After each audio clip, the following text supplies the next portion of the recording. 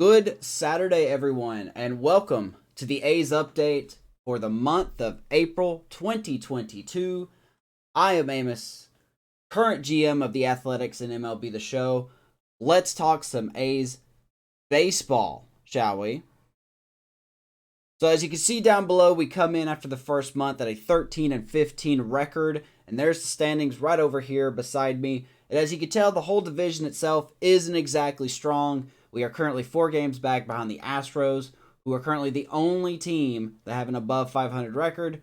Mariners, Rangers, and Angels closely behind, fighting for third, only 2 games behind us. You know, we're doing pretty good. 7-3 in our last 10. You know, we were in 4th place, but we've moved up to 2nd because of our recent 7-3 record in our last 10 games. So let's look at why we're doing this. You know, we're 2 games under 500. Let's take a little deep dive here, shall we? First, let's talk free agency. I went over in the franchise guidelines video. You know, I'm allowed to have a minor league signing and a major league signing per month. These two right here are the 2 signings, and as you can see down below, the minor league signing was starting pitcher Elroy Mack to a 1-year, $80,000 prospect contract. He is currently in Double-A, which he is currently at a 2-2 record, around a 3 ERA. He's still got some growing to do, but the guy looks great. Has more strikeouts than walks. Very good FIP. The guy looks amazing. Let's hope he can continue to build up.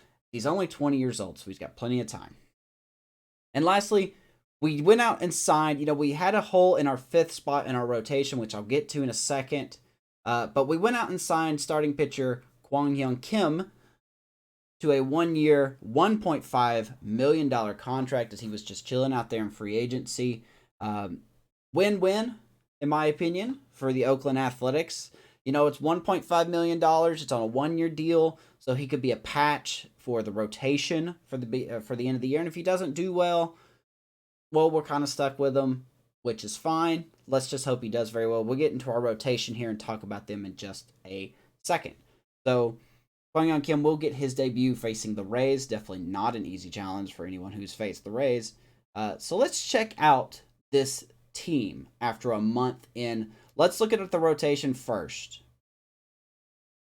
And now, before I start on the rotation, I didn't really throw in the bullpen because there's really not a lot to talk about. If I can maybe drop a few notes here after we talk about the rotation, because they are what I want to focus on. This rotation is really what I want to focus on. So Montas and Caprillion, really nothing new with these guys. They're a combined 7-1 with a 1.73 and a 1.95 ERA respectively. And these guys are doing exactly what we need them to do. They are the 1-2 dudes in the line or in the rotation.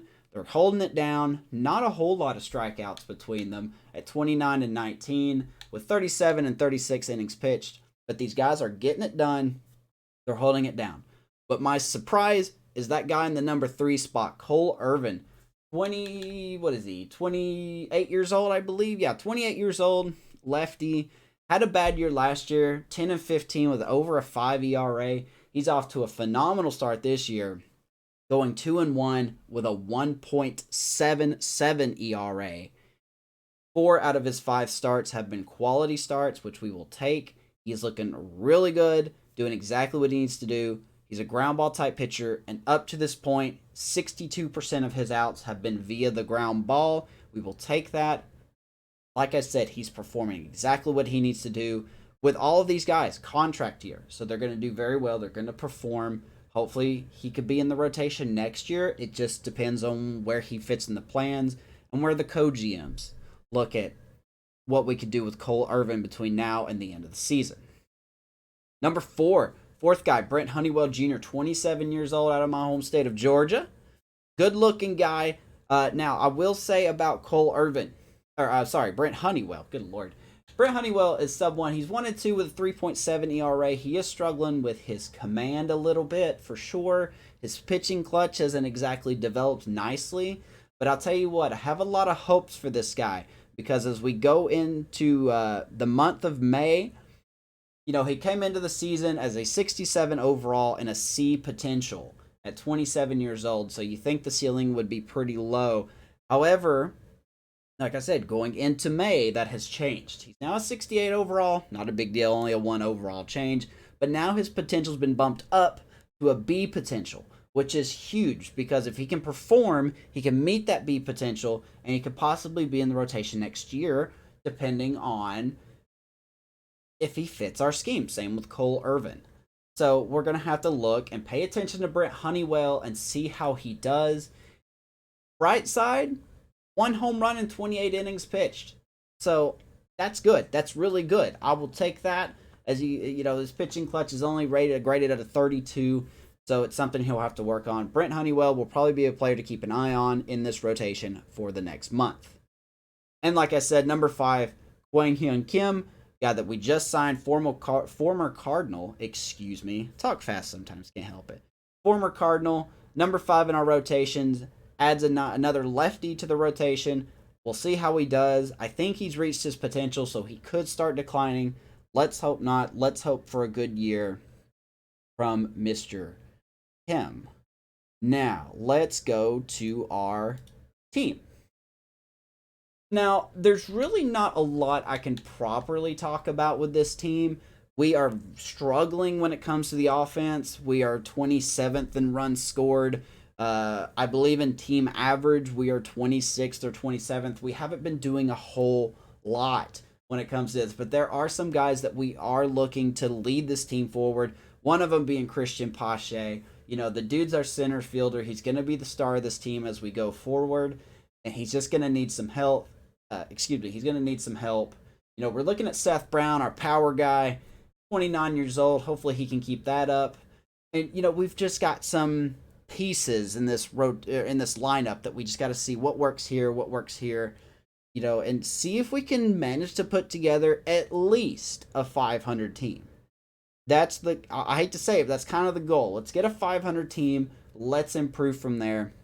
Once again, with the short budget that we have, only at $50 million at this point in the season, we have to be really picky. We have to really evaluate each player, especially in their age, their potential, and how much they can grow between now and contract time.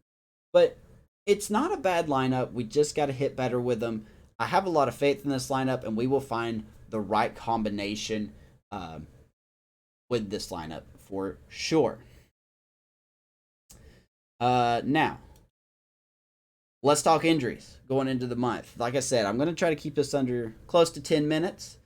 Injuries. We just lost Billy McKinney. He's going to be out until at least the trade deadline, maybe the All-Star break. Depends on his recovery rate. Broke his shin sliding into the wall while trying to catch a foul ball. Tough luck because he was actually starting to show some power for us. He looked really good. His hitting was slowly getting better. And then this goes to happen. It's got to be a killer for his confidence. So let's hope he comes back better than ever. Once again, contract year. Star shortstop Elvis Andrews, who got hurt in spring training, should be back next week when we're on the road in Detroit. Should be fun to have him back. He hasn't seen a single at bat this season. We talked to him. I talked to him, I should say, and I talked to some of the trainers, some of the other coaches, and they're saying that he's taking fielding practice. No pain, no setbacks so far. He's feeling good. He can't wait to be back.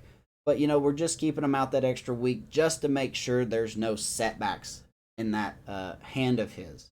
And then last but not least, Max Schauerman. Fractured shin, 2 to 3 months. Not exactly a highly touted prospect, but he's done pretty well in the minor leagues. Despite being a D potential guy, he's hitting close to 293. So that's something that we look forward to. Definitely worth a potential upgrade if he keeps it up. But, it's just things like that that hurts a growing prospect, whether he's a D potential or an A potential. Okay, so like I said, looking ahead here, there's a couple more things I'm going to tell, and then I'm going to end this here. We're going to go over 10 minutes, but that's perfectly fine. Down below the record here, I have games by division coming up for May. So we have 3 against the AL East, which are the Rays. We have 10 versus the AL Central, and that's going to be a good one. It's mostly Twins and Tigers. It should be a really good one. If I'm not mistaken, I believe it's 6 Twins and 4 Tiger games. I think that's accurate. And then 15 against our division. This is a make or break month for us in a way. We have to win against these teams that are behind us. maybe even steal a game or two from the Astros. We'll just have to see. Hopefully, when we update this record for the next update, we will have an above 500 record. We will look solid. We'll have some hitting, maybe a new player or two. Who knows? So, last order of business before we cut out, and I will see you guys in the next, or in the stream, are my top 3 players for the month of April and why I think they belong here. So let's start off, and there's 3 of them. Let's start off at number 3, Tony Kemp. Now, I was pretty skeptical of this guy going in, but he's been a pretty solid leadoff man. He's played good defense for his ratings. I think he's only above, like in the upper 50s when it comes to his fielding. But he's done very well. I look forward to having him in our lineup spot, especially against some righties. And he's even hit 2 home runs off of lefty pitchers, which are his weakness. So, way to go, Tony. Let's keep it up, buddy. We need that leadoff spot. Number 2, Seth freaking Brown, man. This guy, I want to see the muscle. I want to see the boomstick, and he is providing the boomstick for sure with 6 homers, 14 RBIs. He is only hitting around 200, so the average isn't great. But this is a guy at 29 years old that has above average defense still at at 6'1", pretty big guy. Good defense, got some good speed. I think he's about a 68 or a 70.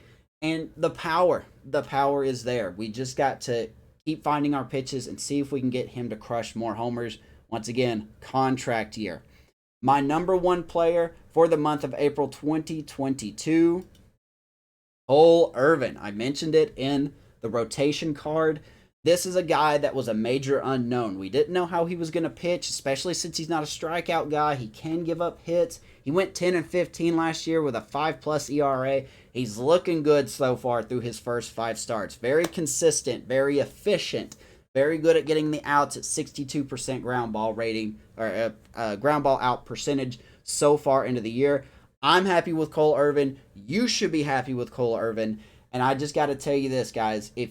If you have a top 3 favorite, leave it in the comments. I want to know who your players are to watch for May. And that'll do it, man. That'll do it for the A's update for April 2022. Appreciate you so much. If you liked the video, please leave a like. It helps me judge on how I can make these videos. I'm trying to keep them short and sweet so you don't get too bored. And share it with other franchisers. I'm looking to see what other people that are playing franchise are doing. This should be really fun. And I will see you guys in the next broadcast. Thank you so much. Have a great day.